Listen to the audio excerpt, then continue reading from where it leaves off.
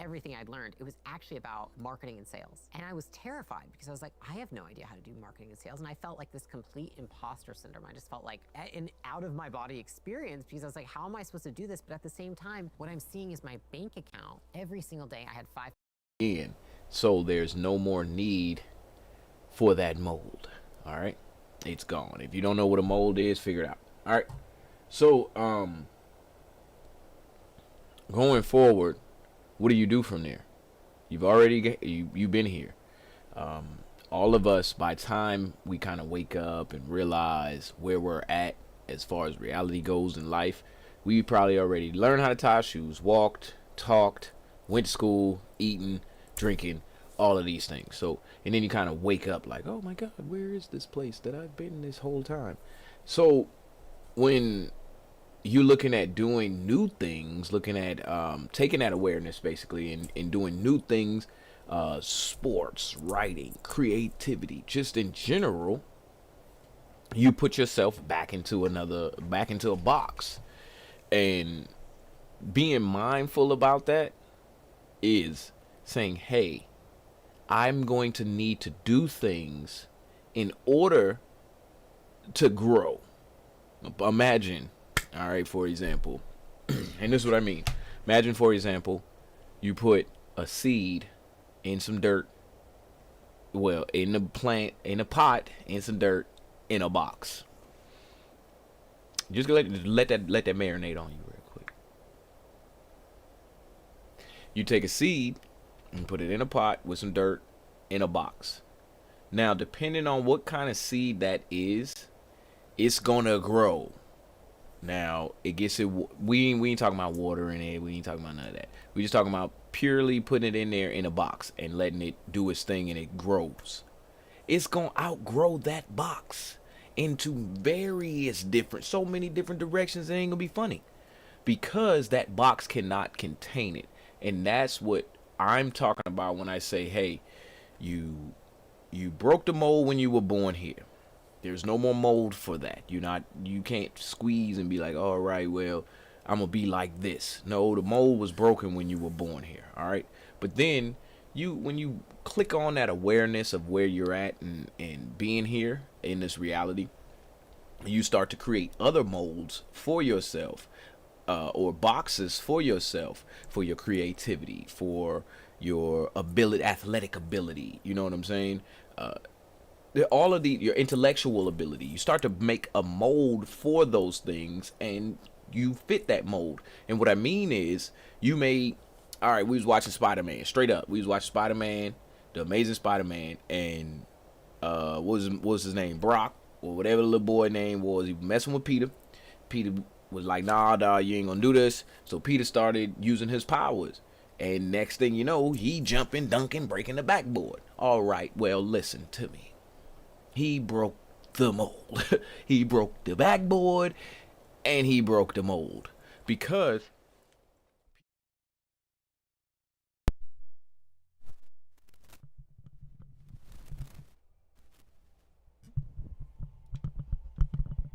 hey, welcome to another episode. Hold on. Of Expansion Pack. I'm your host, Dan F. Man. It's good to be in here. I was sitting there listening to that as I was talking. That was good. That was good. Hey. I like that little message that I was spilling right there. I'm going to have to go mix that down right there. Hey, it's good to be in here again for another Tech Tuesday. I ain't going to hold y'all up for too long. Let me turn my phone down over here. Hope y'all can hear me out there. There you go. So I ain't gonna hold y'all up for too long. We can go ahead and get y'all motivation in here for the day, and then we are going to get it popping. Motivation for the day.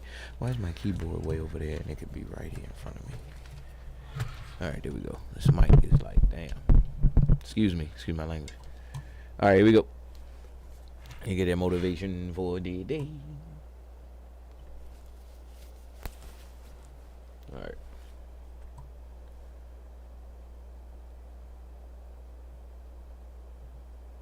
Let's see what they got for us. Hold on, wait. Yeah, I don't mind clicking on the first one. I do, and then I don't. since it's muted, we're gonna go back and we're gonna scroll. Oh, let's go to this one.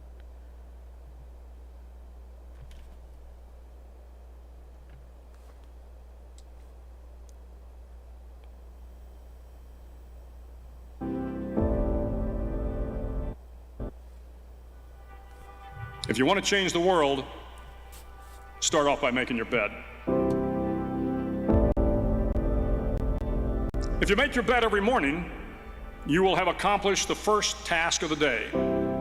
It will give you a small sense of pride, and it will encourage you to do another task, and another, and another. And by the end of the day, that one task completed will have turned into many tasks completed. Making your bed will also reinforce the fact that the little things in life matter. If you can't do the little things right, you'll never be able to do the big things right. Yes, sir. And if by chance you have a miserable day, yes, sir. Yes, sir. Yes, you will come home to a bed that is made. Yes, sir. Oh my God. That you made. And a made bed gives you encouragement that tomorrow will be better. I've been a Navy SEAL for 36 years. Every morning in SEAL training, my instructors, who at the time were all Vietnam veterans, yes, sir, would show up in my barracks room, and the first thing they'd do was inspect my bed. If you did it right, the corners would be square, the covers would be pulled tight, the pillow centered just under the headboard, and the extra blanket folded neatly at the foot of the rack. It was a simple task, mundane at best, but every morning we were required to make our bed to perfection.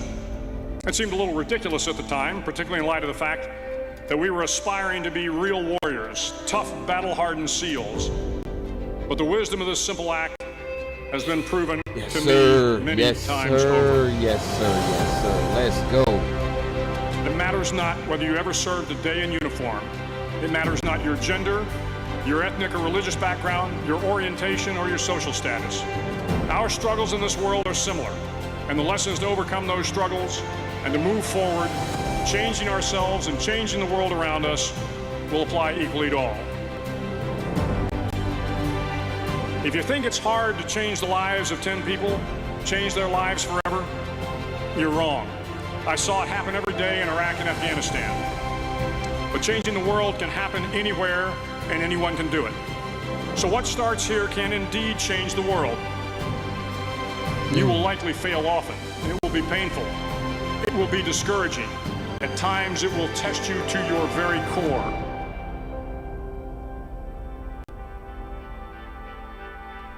At that darkest moment of the mission is a time when you need to be calm, when you must be calm, when you must be composed, when all your tactical skills, your physical power, and your inner strength must be brought to bear. If you want to change the world, you must be your very best in the darkest moments. If I have learned anything in my time traveling the world, it is the power of hope. The power of one person, a Washington, a Lincoln, King, Mandela, and even a young girl from Pakistan, Malala. One person can change the world by giving people hope. Start each day with a task completed. Find someone to help you through life. Respect everyone. Know that life is not fair and that you will fail often. But if you take some risks, step up when the times are the toughest, face down the bullies, lift up the downtrodden, and never, ever give up. If you do these things, the next generation and the generations that follow will live in a world far better than the one we have today. And what started here will indeed have changed the world for the better. Finally, in SEAL training, there's a bell. A brass bell that hangs in the center of the compound for all the students to see. All you have to do to quit is ring the bell. Ring the bell, and you no longer have to wake up at 5 o'clock. Ring the bell, and you no longer have to be in the freezing cold swims. Ring the bell, and you no longer have to do the runs, the obstacle course, the PT, and you no longer have to endure the hardships of training. All you have to do is ring the bell to get out.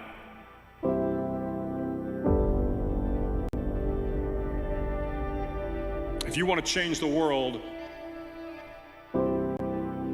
don't ever, ever ring the bell.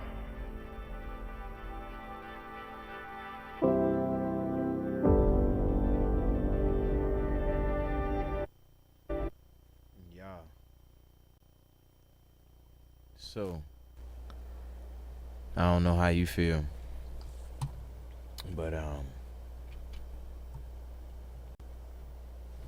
I feel very, very, very motivated. Very, very, very, very, very motivated. Got me calm, and it is not Mindful Monday. Hold on, y'all. Let me change that. Get my chilling box pulled up here.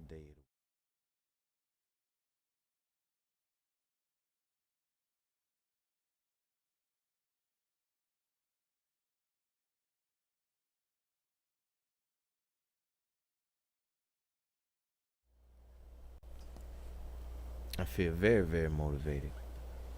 Very, even though I'm not screaming, I'm not yelling, seem very calm. But I'm very motivated now after watching that. So, let's get into our topic for today. So, today we are hey family, don't tap out. Yes, my people. What's up, Zanita67? Good to have you out there in the chat as always. So, hold on, I gotta switch back over to there it is. I want to say it to you exactly how I have it. We talking about archiving memories today, all right? Now, for the last 2 weeks, I've been giving y'all a class pretty much on archiving. That's what we're going to call it. Let me turn my light down some real quick.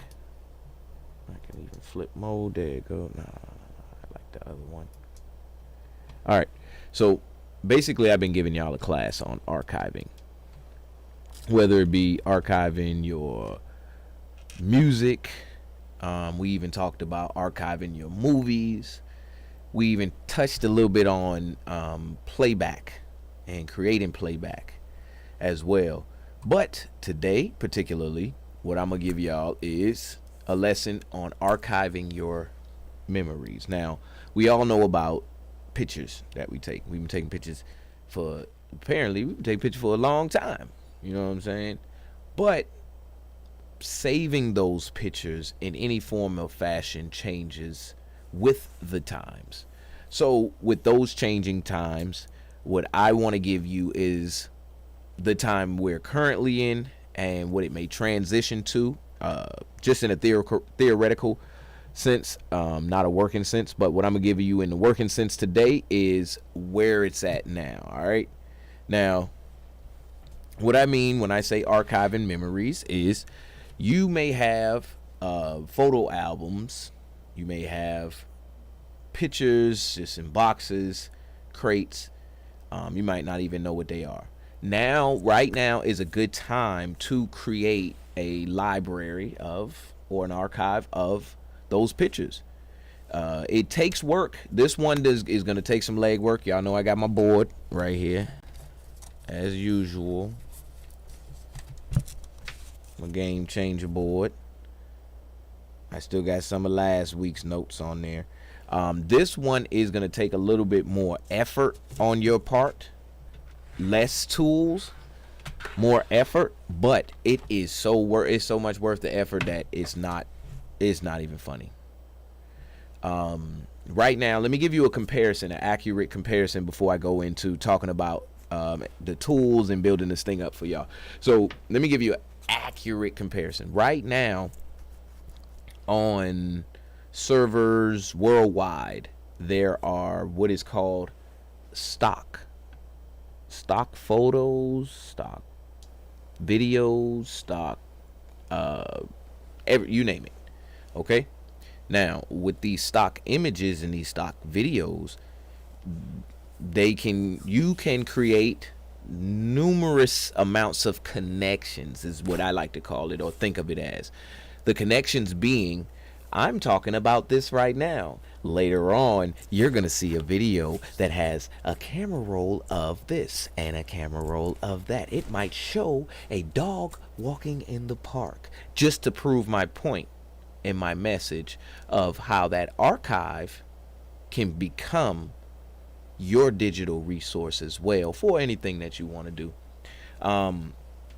Now, I can also give you a great working example of, you have your organization, All right. Let's just say your organization is your family. And what your family wants to do is have a family gathering, you know, and you want to be able to give some sort of presentation, movie, displaying these memories. Well, being able to tap that archive, grade A. So now that we got an understanding on how we gonna work this today, let me get my markers down, you know. And you know I'm gonna flip the scene. I gotta erase. If y'all didn't get last week's notes, I'm sorry, but I got to erase. If you at home are watching, feel free to take out paper like Bob Ross will tell you. I will get so much better at this. We'll get a whiteboard. I always wanted to teach in front of the whiteboard, you know what I'm saying. You get out your pen and your paper and we'll build this thing together. Look. We remember, hey, you remember last week? Hold on. Y'all remember last week? We went to the moon, baby. We went to the moon. Yeah. So this week we gonna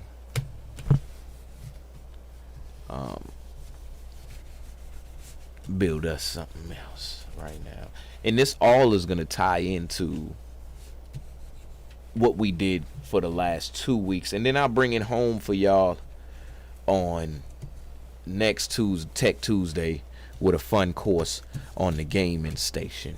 I like to call it the game station. How do you build your own game station? All right. So now, let me flip on here down to my desk. Hold on. There we go. Hey, I did not put on lotion, but I did clean my nails. All right. I'm not gonna say that over and over.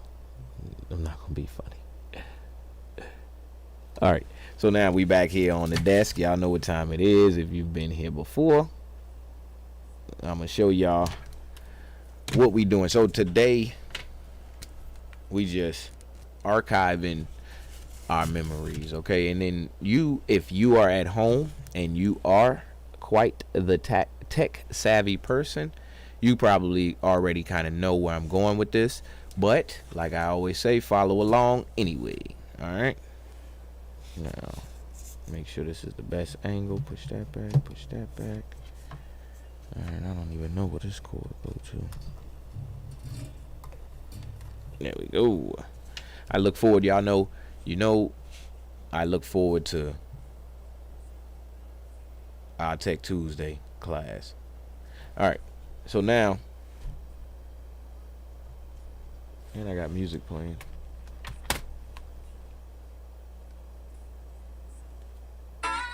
Have you seen her? All right, here we go. So, archiving and my handwriting. It's not too bad. Memories, archiving, memories. All right, now. This type of media that we talking about, we're gonna start with the media because that's gonna be your most strenuous process right there. Like that's gonna take the most time because you may look at that box of old pictures and maybe those old cassette tapes with the videos. You may look at that like, man, this is like do I really want this? Do I want to keep this picture? But I can give you in your mind just a few different ways to think about it. For example, like I said, with the stock footage, you may have someone in your family who might could use that as stock footage. Me, for example, I wouldn't necessarily want to use it in my personal work that I'm doing like right here on the show, but I would want to put it together for like a family project or just to you know, a collage of old videos and movies together that just, you know, bring back that nostalgia for us, you know. So archiving memories. All right, so your tools that you gonna need for today. I don't think I'm gonna have enough room to have archiving memories up there and write the tools and do everything else. So all right, so tools, your tools you gonna need. So for this one, we are gonna stick to, well, I said we're gonna do the media first, so let's go back over here to the media. The media that we're gonna use for this one is just gonna be your pictures, your physical. Let me write media.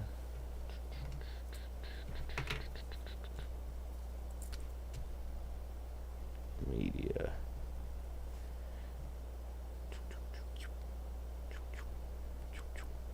I like my sound effects. All right, so is this going to be physical pictures? All right, and we sticking with just that today.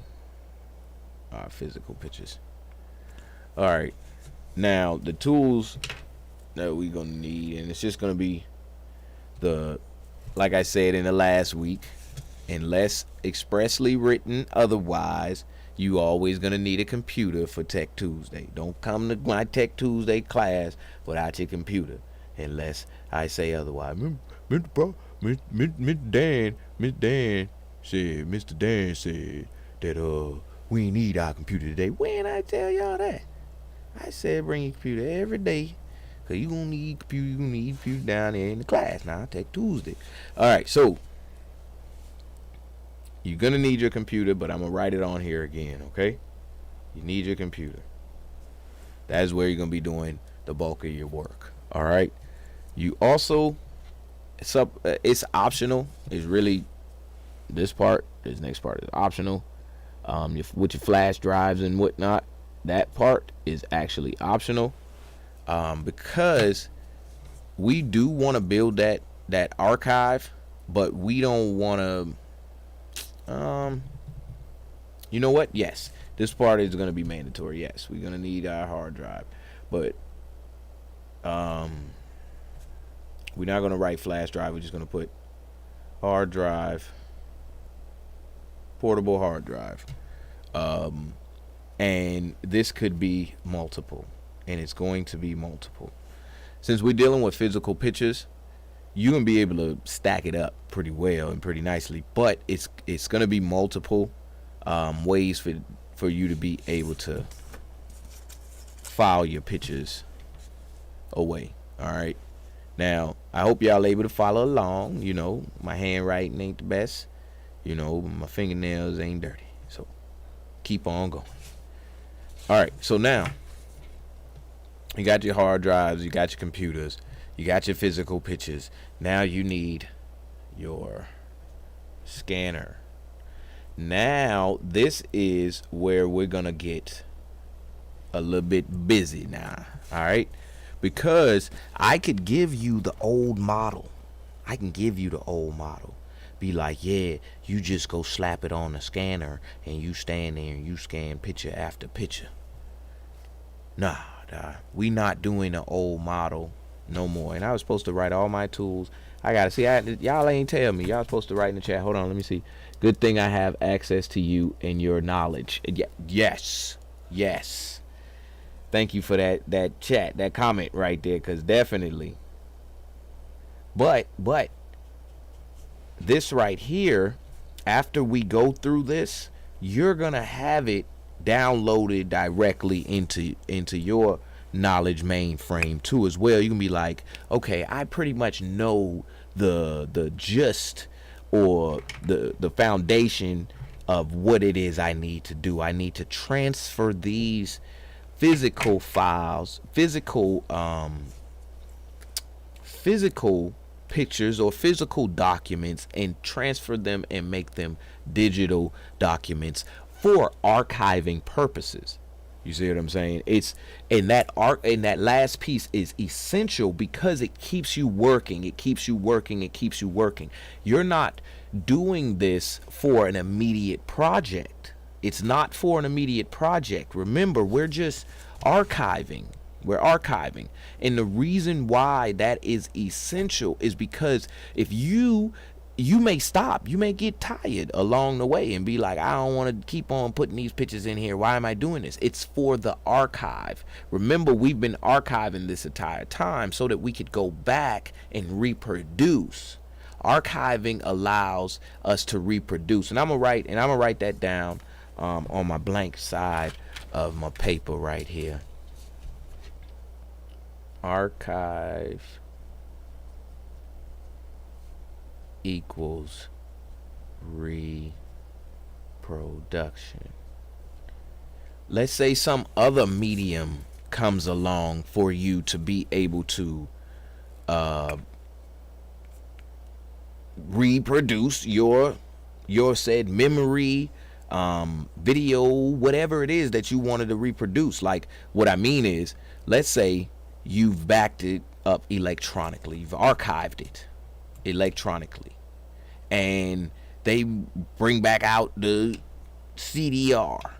Well, the CDR is still out there. You want to reproduce it onto a CDR. You want to take all those physical.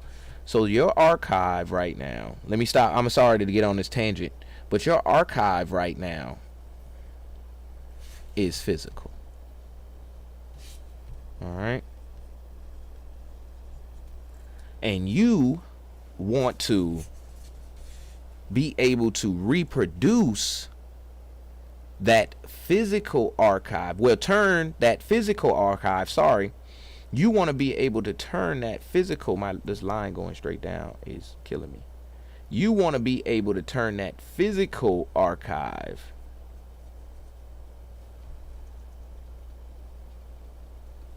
into an electronic / digital, so that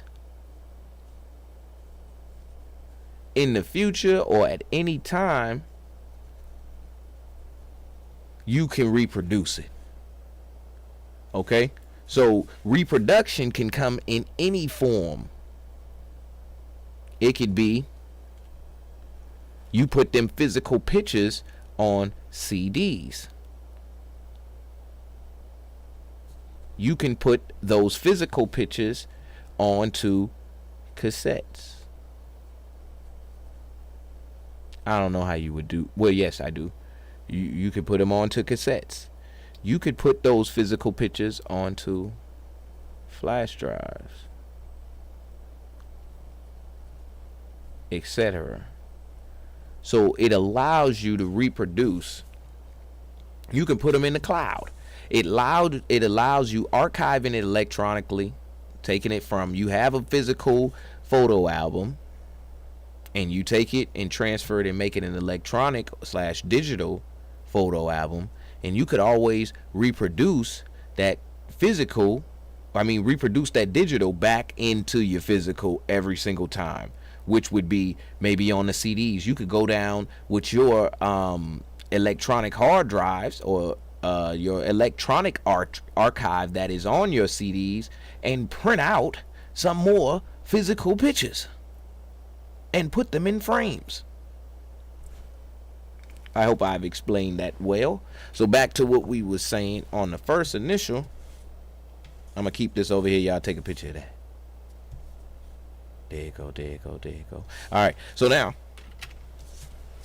in these videos, you won't necessarily see and chopped up into clips or shorts or nothing like that. This is subscriber only information sometimes. But so now your tools, as I was writing back in there, is gonna be computer hard drive, computer, what did I say? Computer, the hard drives, oh, and your scanner. Now we're gonna use the scanner and say that could be, I'm just talking, I can't because I don't have enough space to write it in there, we're going to say your scanner right now is going to come in different forms. You're going to have it in different forms, and I will get into that when I start breaking down the steps to this thing here in a couple seconds. But that right there is your tools. Your scanner will come in different forms, but your computer and your hard drive will be the same. Now, what we are doing is we are changing the archive, physical, all right, am I writing the R? Physical to electronic, which we know that the electronic medium is gonna still be some form of physical. It's gonna still be some form of a physical device, whether it be like your hard drive or your CD, but it's no longer inside that photo album. Okay, now let's get into this. I want us to go and hop over to a quick video on the current way that you can do this, because I don't want to give you the old school way for you to do this. I don't want to sit here and talk you through the old school way to do the scanning and sitting down and you gotta do. So here's what we're going to do. We're going to watch a video and see if they have a way for us to incorporate the current technology that we use, hence all of the scanning technology that you have built into your phone, all of the AI technology that you have, that you could just put your phone over a QR code and we're going to see how high quality our phones and our tech is right now to be able to transfer our old photo albums into digital albums quickly and effectively. All right. Effective way to create digital photo album from old photos. There you go. Let's see what they got. Now this is gonna be good. Let's see what she got, because she might have the same way that I was gonna say.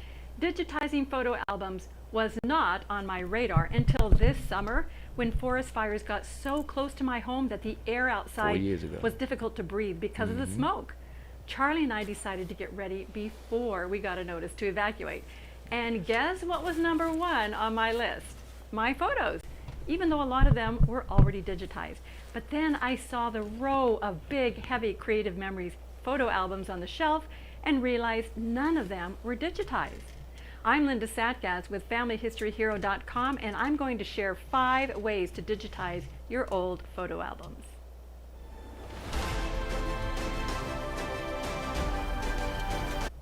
Don't y'all just love Expansion Pack? Don't y'all just love Expansion Pack? See, she did the work already, and we're gonna watch it here, and then we're gonna go over the benefits of doing this.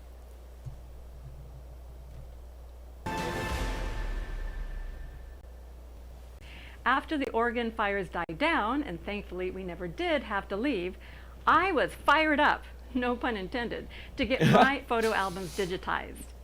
I started with a set of 3 12-by-12-inch photo Great albums script. about a trip our family took around the USA back in the 90s. Here are the 5 methods I explored to digitize them, the advantages and disadvantage of each one, and the method I chose to digitize my albums. Solution number 1 is to hire a local or online company to scan the pages. On the positive side, a professional does the work for you, which saves you a ton of time and you actually get it done. On the negative side, you have to send your albums Right. away, and it can be expensive if you have a lot of photo albums. Yeah, ain't nobody It'll trying cost to do somewhere that. between $1 and $2 per page. But if you'd rather let someone else do it and the cost isn't a problem, this could be a good solution for you. Pause. Pause. Pause. So with this, I want y'all to know, and I hope y'all hearing me, you could build a whole company off of having storage alone and being storage space and being willing to do the time and legwork to scan someone else's old memories and make an archive for them. Wink, wink. Obviously, there's value there, is what I'm saying. Didn't personally try out this option, but I know other people who have, and they were happy with the results. Solution number 2 is to photograph the album pages. You can hand hold a camera or smartphone, but it's best to use a tripod, which is what I did, and I used a music stand to hold the pages. You'll want to avoid glare by positioning your page properly. I found that having light coming from the left and the right rather than directly onto the page worked the best for me. Then just photograph each page one at a time.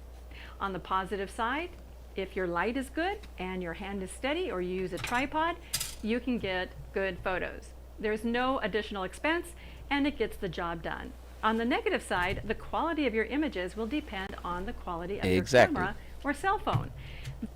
That's exactly what I was saying. This image was taken with the most recent iPhone we had in early fall of 2020. Compare that with the same image taken with my almost 10-year-old camera, and you can see a marked improvement with the camera. Yeah, Taken with my iPhone we had in early fall of 2020. Compare that with the same image taken with my almost 10-year-old camera, and you can see a marked improvement with the camera. You'll also need to crop the photos, and your photos are likely to be slightly skewed. Right. I did my best to set up a good photo shoot, but all the images taken with a cell phone were still slightly skewed, and one edge might also be slightly curved. The biggest problem, in my estimation, was the control over the size or resolution. If you plan to print these pages at some point, you'll need each digitized page to be 300 pixels per inch if you want to print it the same size it is now without upsizing it. right. I started out using my iPhone, which is an old I hope this information is good information for y'all right now. model, and it only produced enough pixels for an 8 by 8 inch book. So I borrowed the newest iPhone at the time, and those only gave me enough pixels for almost 10 by 10 inches. Close enough. Now, I didn't test an Android phone, so I don't know those stats, but I did test my trusty 10-year-old camera. That gave me a full 12 by 12 inch size and the best image quality. But even if you have a good camera, you still have to remove that slight bit of skew. And crop the photos of.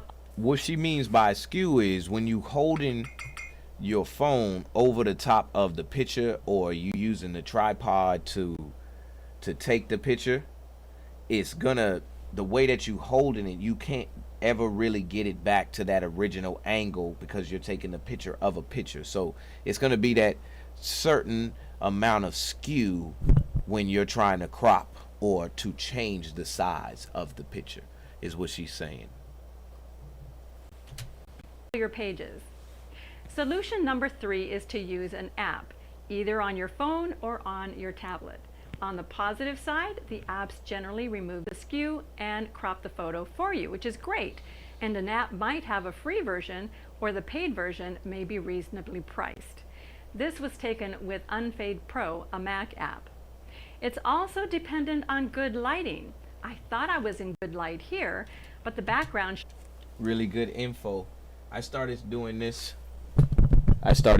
to my photos years ago. Be careful with the item you are transferring your items to. Yes, you definitely did say that about having the photos on there and then not being able to access it no more because maybe it dropped, maybe it ended up getting like the static shock, it shorted, the wire, those types of things. So yes. So at this point we'll stop and we'll say that having a safe or maybe a tough box, one of those tough boxes that have the styrofoam, is a great way to keep it protected in case of something like damage that could happen to it, water, anything else. So yes, great point. Let me get back to the be white, so you can see it could use a little bit more lighting. Also, it's quite small compared to a 12 by 12 inch photos on your album page and want to create several individual photo files instead of including the entire page. If that's what you want, then you're good to go, but if you want to photograph the entire album page, it's a problem. And of course, you still have lack of control over the resolution. Solution number 4 is to scan the large size album pages 4 times on a regular So this is the approach that I was going for. scanner to get every part of it scanned with enough overlap, and then stitch the pieces together with stitching software. You'll end up with 4 partial scans of 1 page. When you open them up in Photoshop or Photoshop Elements, you can use the photo merge option to stitch them together into one file, which is pretty nifty. On the positive side, a regular scanner will give you high quality scans, and you have total control over the size and resolution.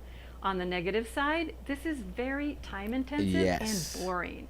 If you plan to do this with scores of photo album pages, you'll need a lot of patience and a lot of time. My final suggestion, solution number 5, is to buy or access a scanner that can scan an entire 12 by 12 page in one scan. One of our that right there is the buy. So until we explore the more higher grade transferring methods, this is what I would say the highest level. So there is a, I don't know how much anybody has worked with them, but there is a printer. You drop that paper in there, it'll run it through, scoop, and it'll automatically scan it in one whole scan. It's not to lay it down, pull the top down, and you know. So family history community members went to a local school and was able to scan oversized pages. I don't know any details about that or if there was a cost. Another member of our community said Heritage Maker consultants for a digital scrapbooking online company have access to large scanners you can use, and she said the cost is reasonable. I also checked with libraries, family history centers, and local printers, but they either have regular size scanners or the scanners weren't suitable for photos. However, one of our Family History Hero community members said she was using a large format plastic scanner that scans and automatically crops the photo. Here's what she said about it. I'm very, very happy with the results I'm getting. The extra large scanner lets me do a full oversized page in one scan, hey, which appreciate saves the my like, sanity. Stacy. And reducing my Good to stack have of you in 80 here. or so albums down to something manageable is saving my sanity too. Well, the idea of saving my sanity sounded really good. What if I could scan my 3 albums quickly Hey, and good not to have see you, to crop Stacy. and fix the Great day skew? to you. That would save me a huge amount of time and frustration. So I looked into it, and there are 2 versions of the Plustek scanner that would work with albums. I ended up ordering the Plustek Hold on, Optic there you Slim go, boom. 11. Let me leave that on the screen just for a second, y'all. Because we're going to go to a more, I think there's a more advanced method. I promise you, I think this is so out, this probably is really outdated. But I don't know how effective anything newer is. That retails for around $350, the one my friend has. But after I contacted the company to ask a question and they found out I was going to do a review of it, they gave me the chance to try out the Plustek Optic Pro A320L that retails for around $800. So let me give you a quick impression of the Plustek scanners, and then in my next video, which you'll find a link to below this video, I'll give a full review and compare the 2 so you can make a better decision if you decide to go that route. This time I'll start with the negative. I found their scanner software and documentation to not be very intuitive. I had to chat with customer service to figure out a good scan setting. On the positive side, the Plustek chat and customer service were both excellent. They had me up and running quickly and answered all my questions. And a company rep told me that an updated version of the software is in the works. The scanning experience itself has been amazing. At one point, when I was working on my 3 albums of our trip around the USA, 145 pages, it actually felt euphoric, like I was having fun. Right. And I don't think I've ever felt... Pause. So, remember when we first initially kicked this off and we started this, and I was teaching you about having your movies and doing your streaming service. The grab of it was, hey, you could watch the movies as you're capturing the movies. So it's not like you like, man, I'm just sitting here letting this thing play. I gotta go change it, and then, you know. So what she probably was doing, like she said, she probably flipping. Man, you remember me and Bob down there, man? Oh man, yeah. Hey, scan that. I remember that. You see what I'm saying? Like as she's scanning her photos, and it don't really feel like she's doing work. It just feel like, man, yeah, I'm just kicking it while looking at the photo album. Let me scan some photos today, and that's what I want it to be, so that you can get the job done. Because remember, what we doing is we archiving memories. And as you sitting there and you having you reminiscing, it'll feel great, as opposed to just scanning and doing some work to try not to lose your photo. Your photo. Way before about scanning. I don't generally think of scanning as a fun experience. But I was scanning my pages one after the other, playing loud 70s music and singing along, my girl. without having to even think about what I was doing or even where I was placing the page on the scanner, as long as it was lined up against one side. There's no skewing because it's a flatbed scanner, and it automatically crops every page. I got the first album done in about 40 minutes, so all 3 albums took less than 3 hours. So for me, this was the option I chose. If you're interested to find out more and want to know the difference between the 2 models and my tips for setting up the software, click on the link below in the description to watch my review of the 2 plastic scanners. I want to mention one last idea I had when I looked into purchasing the plastic scanner. I checked out the price of new models and also looked into buying a used plastic scanner on eBay. To my surprise, I only found a few listed for sale, and the price was comparable to buying it new. That gave me the idea to just buy a new one and then resell it after I was done using it. I could offer free shipping and a little bit of a discount and still recoup most of my investment. That would make scanning my photo albums very cost effective. So that's what I was planning to do, but now that I have one, I don't want to get rid of it. I like it, and I can see the benefit of keeping it to scan other large items and even memorabilia. So those are the 5 ways you can get your old photo album scanned. The most important part, choose one and get it done before it's too late.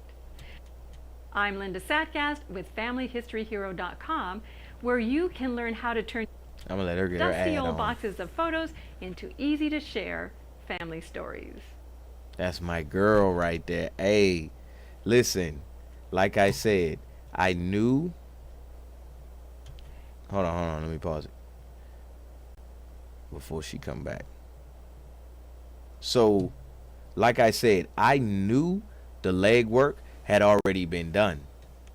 I didn't want to take y'all through a whole course, you know, using my logic when I know that the legwork has already been done. Okay? But us watching that video helps it to be worth it. You see what I'm saying? This is not some arbitrary thing that people are just doing. I'm just talking about because it's fun and it's a one-off thing. This is being done, and it's being done on a massive scale, so much so that you have people just doing video or photography, videography or photography just to capture stock footage. They taking pictures just to have pictures. So get into archiving your own memories and your own pictures. So now we're going to go back down here to my desk just for a second. I want to run back over this one more time, and then we're going to get an upgraded version of this, other than just buying a scanner and running the scanner and just running the scanner to scan your photos. We're going to see what else we can do, because obviously you can run the scanner. We coming up on our last 10 minutes, so let's go. All right, so now let me give y'all a slight overview, and then I'll talk about what I was gonna say, I just said, and then we'll go into the conclusion. So now look, check this out. So now we archiving memories, and what we actually doing here, for anybody who's new to the planet or new to the technology of the planet over the last 20 years, what we're doing is we're archiving memories. Now, you have memories in your mind that are saved. They may be accurate, they may be inaccurate, who cares? But you can remember something right now. Well, you don't have a picture for it. That's not what we're talking about. Archive. All right, whatever. I had it spelled right the first time. Y'all know it. Archiving memories. So now you don't have a picture for it. Okay? We're not talking about those. We're talking about the ones you got the pictures for. So now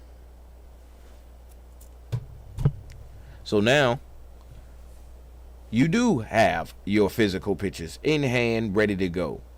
Like we saw in the video, you take your scanner, like, I don't know the exact model number, the XC950 that she was just talking about. Yeah, and you scan them, they go into your computer, and you can back them up on your hard drives. You can have pictures from the 97 holiday season, the 98 holiday season, so on and so forth. And that is changing. What we're actually doing is we're changing our physical to electronic. We taking all of those physical pictures and videos and all of those, that medium, and changing it over to another medium. Okay, that's all we doing. But you have to use these tools to be able to do that. Okay, which is your computer, your hard drive, and your scanner. Now that is straight coming from her video. All right, now the reason why we archiving is for reproduction. All right, if I archive these videos and these photos, specifically the photos, if I archive these photos, I can change them from physical into electronic, then back into the physical again. Now these physical pictures, the size of them take up a box, a whole box.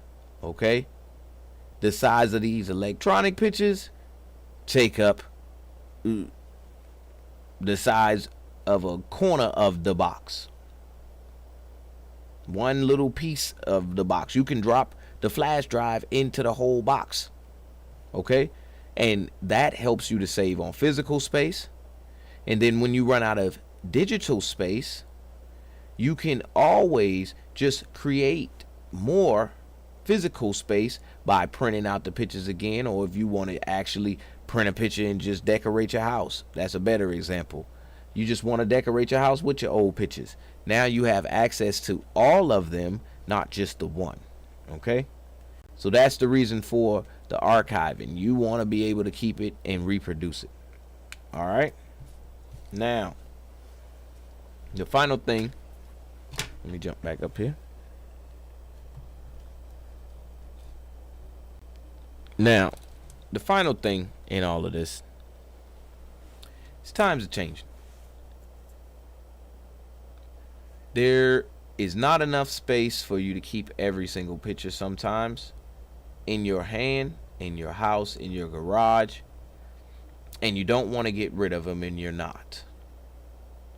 They will always be safe somewhere, somehow, but you also don't need them on hand all day long. So what you do is you follow these steps of this process to be able to make it a smaller space that it takes up.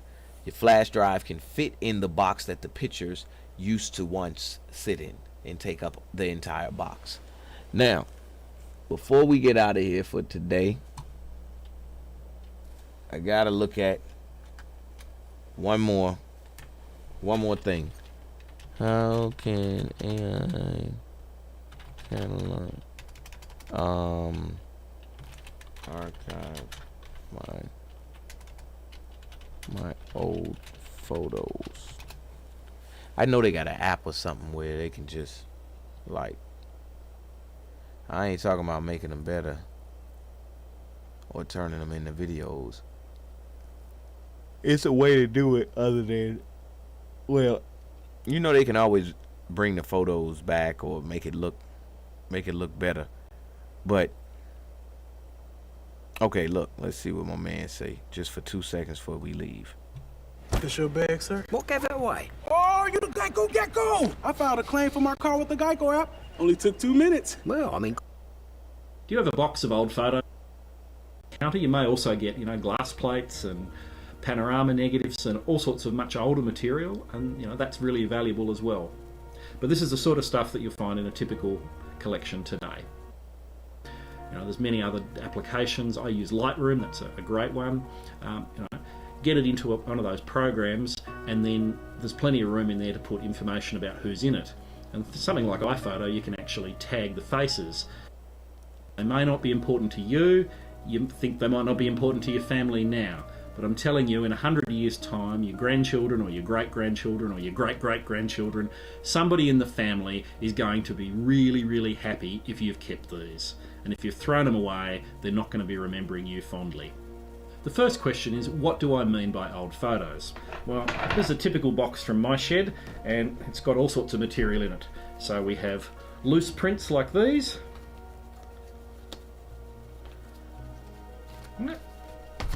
We've got little photo albums like that.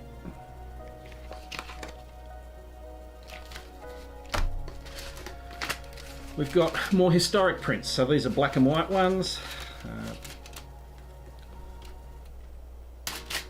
Packet of prints in this pocket. So we've got those prints, and again, you can actually see the photo. Is great stuff too. More easy to preserve. There are a lot more things you can do once it's digital.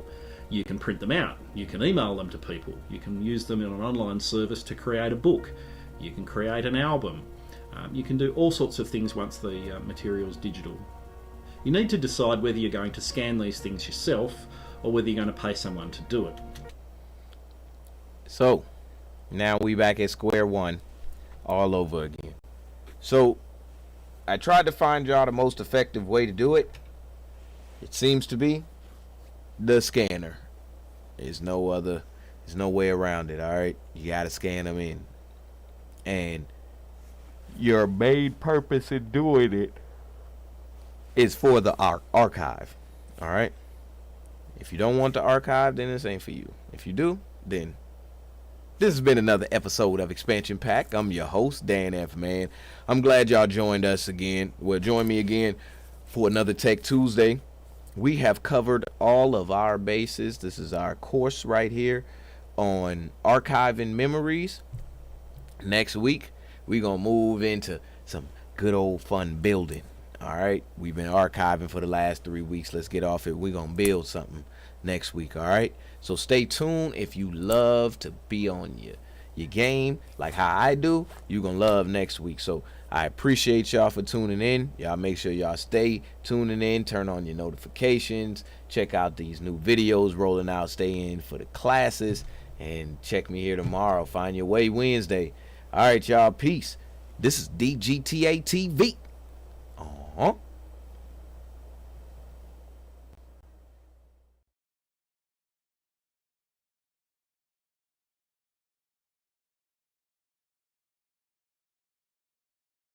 tells the story of Black American history just as much as food, music, and other areas people love to claim we aren't influential in. In this video, I'll be breaking down the sartorial realities and choices of Black Americans, exploring how clothes have been tools through trends, habits, and designers. Hey, look. I like her channel.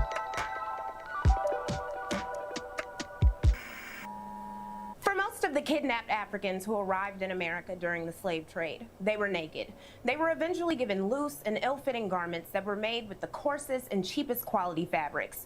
Luxury clothing was only available and affordable for the genteel class, sometimes expressed through sumptuary laws, which were common throughout history to prevent aristocracy from being imitated or undermined, keeping easily visible lines between them and everybody else. For instance, in Elizabethan London, the poor were banned from wearing purple and fur. In the 17th century Massachusetts Bay Colony, the poor were banned from wearing things like lace, buttons, ruffles, and capes. The 1735 South Carolina Negro Act banned the enslaved from any sort of garment or apparel whatsoever, finer, other, or of greater value than Negro cloth. In New Orleans, the hair of enslaved women, particularly those of mixed race, were the target of the Tignon Law, which mandated head wraps. These fanciful scarves became stylish for the white elite. That wasn't the only example of enslaved women's fashion being influential, as Marie Antoinette's gaulle, or chemise à la reine, a white muslin shift, was inspired by white women who took the outfit from Black women of West Africa and the Caribbean. Look, hold on, I want to see some more of this. Hold up. Vogue has the first entree into every door of every important house. See it before anybody else. Know what's going on. Photograph